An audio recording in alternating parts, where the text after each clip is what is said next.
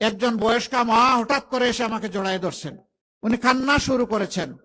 আমি তো তাকে ছুঁড়ে মারতে পারি না।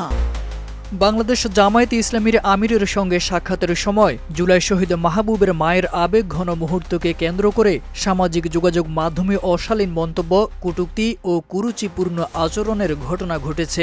বিষয়টি ঘিরে ব্যাপক প্রতিক্রিয়া তৈরি হলে এর তীব্র নিন্দা ও প্রতিবাদ জানিয়েছেন জামায়াতের আমির ডাক্তার শফিকুর রহমান।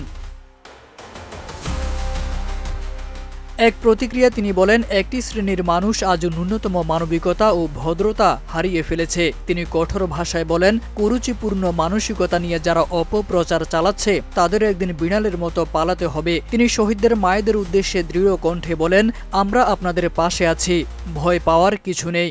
এসব কুরুচিপূর্ণ মানুষের সঙ্গে চোখে চোখ রেখে কথা বলবেন।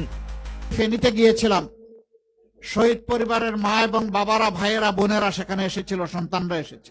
আমি তাদের প্রতি সহানুভূতি জ্ঞাপন করার এক পর্যায়ে একজন বয়স্কা মা হঠাৎ করে এসে আমাকে জড়ায় ধরছেন, উনি কান্না শুরু করেছেন।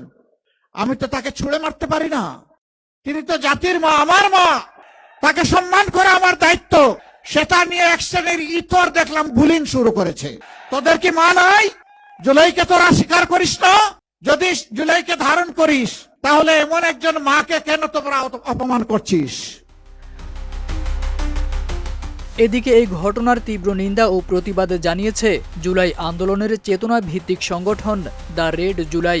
এক বিবৃতিতে সংগঠনটি জানায়, জুলাই শহীদদের মায়েরা কোনো একটি পরিবারের নন, তারা পুরো জাতির মা। তাদের প্রতি সামান্যতম অসম্মান মানে জুলাই গণঅভ্যুত্থানের আত্মত্যাগ ও শহীদদের রক্তের সঙ্গে বিশ্বাসঘাতকতা করা। দ্য রেড জুলাই জানায়, এই নোংরা প্রচারণা ও ব্যক্তিগত আক্রমণ অবিলম্বে বন্ধ করতে হবে।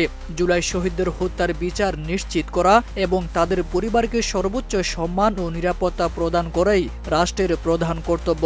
এই প্রশ্নে কোনো আপোষ নয়। তারেক আজিজ খান, প্রজন্ম 24।